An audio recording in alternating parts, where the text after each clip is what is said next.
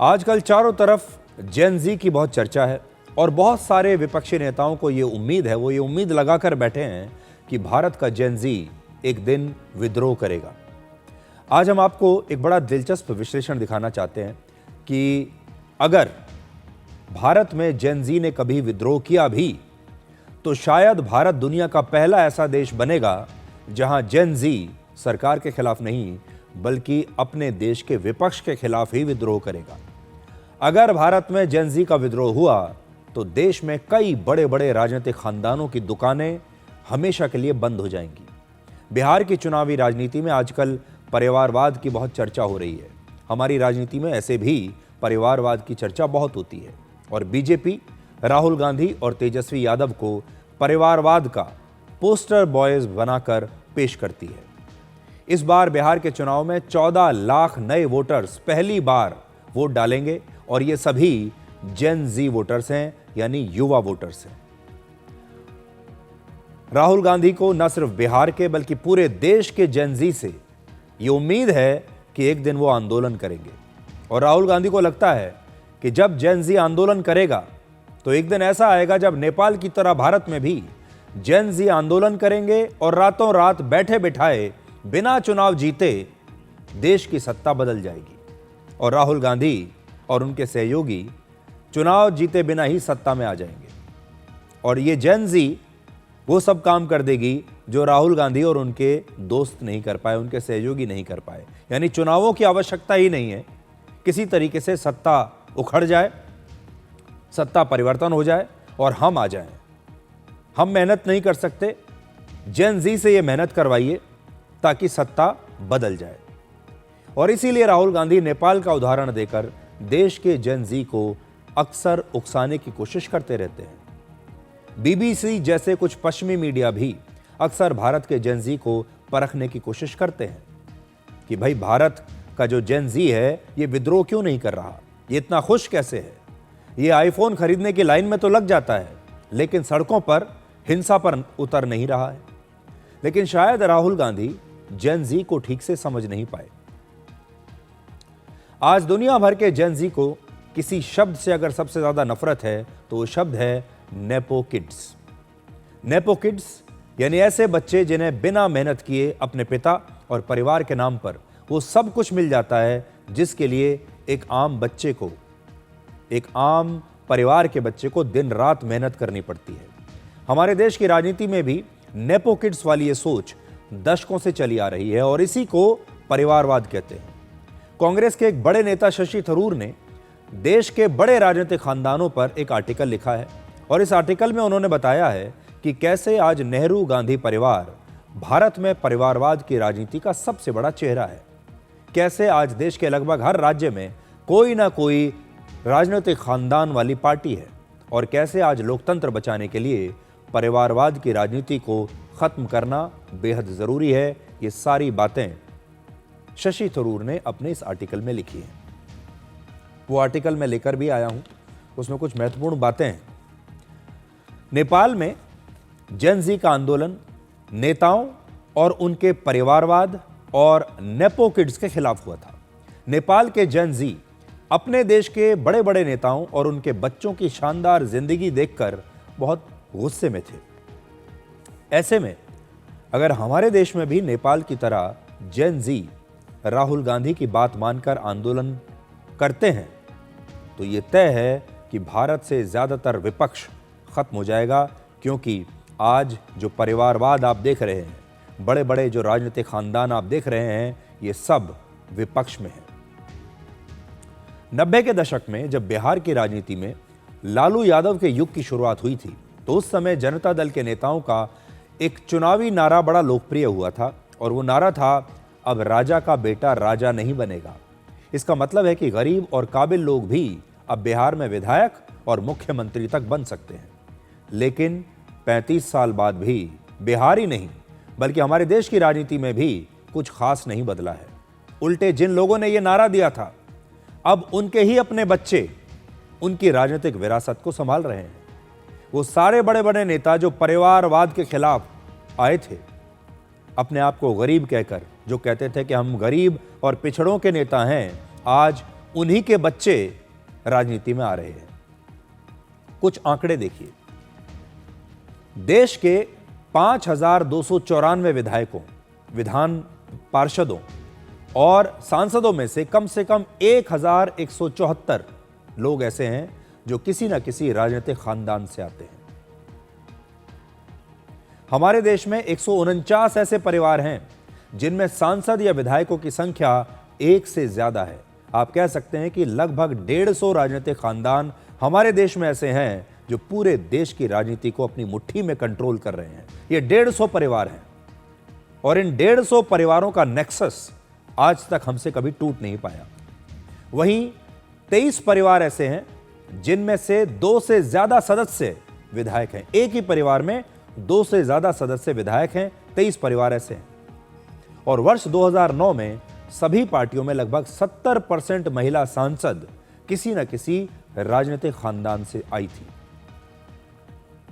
परिवारवाद के बारे में आपको एक राष्ट्रीय और एक क्षेत्रीय पार्टी का आंकड़ा दिखाते हैं। आज कांग्रेस पार्टी के सभी सांसदों और विधायकों में से करीब 33% नेता किसी न किसी राजनीतिक खानदान से हैं, जबकि अखिलेश यादव की समाजवादी पार्टी के 35% विधायक राजनीतिक खानदानों से हैं। उत्तर प्रदेश में मुलायम सिंह यादव और चौधरी चरण सिंह का परिवार, बिहार में लालू यादव और रामविलास पासवान का परिवार, पंजाब में बादल परिवार, हरियाणा में देवीलाल, भजनलाल और बंसीलाल का परिवार, जम्मू कश्मीर में शेख अब्दुल्ला और मुफ्ती का परिवार, महाराष्ट्र में ठाकरे और पवार का परिवार, तमिलनाडु में करुणानिधि का परिवार। इन सब का वहाँ की राजनीति में दबदबा है। अभी भी हमसे कुछ नाम जरूर छूट गए होंगे। आप में से कई लोग मुझे लिखने वाले हैं कि आप कई नामों को भूल गए, कई नाम आपसे छूट गए। बिल्कुल, अभी जो नाम आपके सामने हैं, अभी इनमें से राजनीतिक खानदानों की संख्या तो बहुत ज्यादा है। हमने सिर्फ कुछ आपको दिखाए हैं। हमारे देश में जिन महिला राजनेताओं का कोई प्रत्यक्ष उत्तराधिकारी नहीं है, उन्हें भी अपने भतीजे को अपना उत्तराधिकारी चुना है। जैसे पश्चिम बंगाल की मुख्यमंत्री ममता बनर्जी और उत्तर प्रदेश की पूर्व मुख्यमंत्री मायावती अपने ही परिवार के लोगों को, अपने ही भतीजों को अपनी पार्टी का उत्तराधिकारी बना रही हैं। ये 2 नेता ऐसे हैं, मायावती और ममता बनर्जी, जो किसी राजनीतिक खानदान से नहीं आते। इन्होंने राजनीतिक खानदानों को हटाकर अपनी जगह बनाई है, लेकिन अब ये भी परिवारवाद में विश्वास करने लगे हैं। सबसे बड़ा सवाल है कि भारत जैसे मजबूत लोकतंत्र में आखिर परिवारवाद की इतनी जो राजनीति है वो इतनी मजबूत कैसे हुई?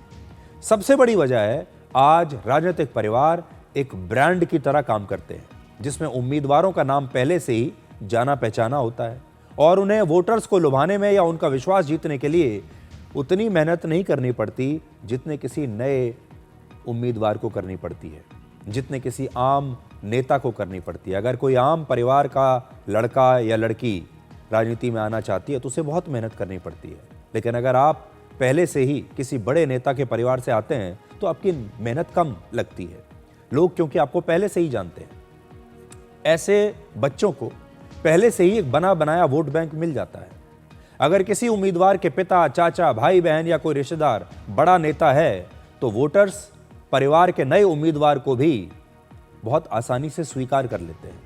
भारत की राजनीति का इतिहास रहा है कि यहाँ किसी न किसी पर्सनैलिटी या व्यक्ति पर आधारित राजनीति होती रही है। इसकी वजह से ही भाई भतीजावाद लगातार हमारे देश में बढ़ता जा रहा है। और आज मैं ये कहना चाहूँगा कि शशि थरूर ने जो अपने आर्टिकल में लिखा है कि राजनीति में जब वंशवाद बढ़ता है तो इसका असर शासन और प्रशासन पर होता है। राजनीतिक परिवारों के नेता जब सत्ता में आते हैं तो जनता की ज़रूरतों का ख्याल नहीं रखते, क्योंकि उन्होंने कभी भी आम नेताओं की तरह ज़मीन पर संघर्ष नहीं किया। उन्होंने आम जिंदगी को जिया नहीं है। आम लोगों की समस्याएं क्या हैं ये उन्हें पता ही नहीं है। हमारे देश में जब तक राजनीतिक पार्टियां एक पारिवारिक कंपनी की तरह चलेंगी, तब तक जनता का, जनता द्वारा और जनता के लिए शासन वाला लोकतंत्र संभव नहीं है। हम कहते तो यही हैं कि लोकतंत्र में क्या होता है कि जनता ही सरकार चुनती है और सरकार जनता के लिए काम करती है, सब कुछ जनता के आसपास है। लेकिन असल में ऐसा होता नहीं है। हमने लोकतंत्र तो यही सोचकर बनाया था, लेकिन फिर यह लोकतंत्र कुछ खास राजनीतिक खानदानों के इर्द गिर्द घूमने लगा। पिछले 11 वर्षों में केंद्र में बीजेपी के शासन से परिवारवाद की भूमिका जो है वो कम हुई है, क्योंकि बीजेपी एक परिवारवाद वाली पार्टी नहीं है। बीजेपी एक काडर वाली पार्टी है जो परिवार से ज्यादा प्रतिभा और योग्यता पर जोर देती है। और ये बात मैं इसलिए कह रहा हूं क्योंकि जितनी भी पार्टियों के बारे में मैंने अभी आपको बताया, में से बहुत सारे लोग ये कह देंगे कि बीजेपी में भी तो ऐसे बहुत सारे लोग हैं जो एक सांसद का बेटा दोबारा सांसद बन गया या राजनीतिक खानदानों से आते हैं। लेकिन बीजेपी में और बाकी विपक्षी पार्टियों में फर्क ये है कि आज अगर किसी पार्टी में, उदाहरण के तौर पर लालू यादव की पार्टी में, अगला अध्यक्ष कौन बनेगा? लालू यादव का बेटा। मुलायम सिंह यादव की पार्टी में अगला पार्टी अध्यक्ष कौन बनेगा? मुलायम सिंह का पुत्र। इनकी पार्टी में अगला अध्यक्ष कौन बनेगा? इनका पुत्र। उमर अब्दुल्ला की पार्टी में पार्टी अध्यक्ष कौन बनेगा? उमर अब्दुल्ला के पुत्र या फिर उससे पहले उनके पिता। अगर ठाकरे बंधुओं की बात करें तो उनकी पार्टी में भी यही हुआ। पिता ने पार्टी बनाई, फिर बेटा अध्यक्ष बना, अब उसका बेटा अध्यक्ष बनेगा। क्या यह बीजेपी में संभव है? क्या बीजेपी में यह संभव है कि आज अगर पार्टी अध्यक्ष जेपी नड्डा हैं तो उनके पुत्र बीजेपी के अध्यक्ष बन जाएं? बीजेपी में यह संभव नहीं है। इसलिए बीजेपी अलग है और काडर बेस्ड पार्टी है। ये जितने भी आप बड़े नेता आज बीजेपी में देखते हैं, प्रधानमंत्री से आप शुरू कीजिए, गृह मंत्री से शुरू कीजिए, ये सारे वो लोग हैं जो बहुत नीचे के स्तर से काम करते हुए, लगातार मेहनत करते हुए यहां तक पहुंचे हैं। अब राहुल गांधी और विपक्ष जेन ज़ी को भड़काकर जबरदस्ती सत्ता को बदलना चाहते हैं, ऐसा उनका सपना है। लेकिन अगर जेन ज़ी ने आंदोलन किया तो इसका सबसे ज्यादा नुकसान कांग्रेस सहित ज्यादातर विपक्षी पार्टियों को ही होगा जो परिवारवाद की राजनीति कर रहे हैं। तो इसलिए आज हम विपक्ष के नेताओं को यह जरूर कहना चाहेंगे कि अगर वो ये सपना देख रहे हैं कि भारत की जेन ज़ी कभी आगे चलकर विद्रोह करेगी, तो उस विद्रोह का सामना सरकार को नहीं करना पड़ेगा। उस विद्रोह का सामना विपक्ष के बड़े बड़े नेताओं और बड़े बड़े राजनीतिक खानदानों को इसका सामना करना पड़ेगा। और इसीलिए आज शशि थरूर ने जो यह आर्टिकल लिखा है, और यह आर्टिकल उन्होंने कांग्रेस में रहते हुए लिखा है, तो आज उनकी हिम्मत की यह दाद देनी चाहिए कि वो ये कांग्रेस में रहते हुए भी लिख पाए कि जो इंडियन पॉलिटिक्स है वो government of the people, by the people, for the people है, लेकिन अभी परिवारवाद की वजह से ये सब चीज़ें हो नहीं पा रहा। और ये जो परिवारवाद वाली जो राजनीति है, ये भारत के लोकतंत्र को सबसे बड़ी चुनौती दे रही है, क्योंकि भारत के लोकतंत्र में अब नेपो किड्स आ गए हैं और योग्यता को नज़रअंदाज किया जा रहा है, और कौन किस खानदान से आता है इस पर आपको सारे नंबर दिए जा रहे हैं। इसलिए आज भी योग्यता पहली चीज होनी चाहिए। नेताओं का चयन, विधायकों का चयन योग्यता के आधार पर होना चाहिए, न कि इस आधार पर कि वो किस राजनीतिक खानदान से आते हैं। इसलिए वो सारे लोग जो ये कामना करके बैठे हैं, सपना देख रहे हैं विपक्ष के कि जेन ज़ी, देश के युवा आंदोलन करेंगे तो हमें बिना मेहनत किए ही हमारे लिए सत्ता पलट जाएगी और हम सत्ता में आ जाएंगे, अब उन्हें सावधान रहना होगा। भारत दुनिया का अकेला ऐसा देश होगा जहां जेन ज़ी ने अगर विद्रोह किया तो उसका नुकसान सबसे ज़्यादा विपक्षी नेताओं को होने वाला है। इसलिए वो सावधान हो जाएं।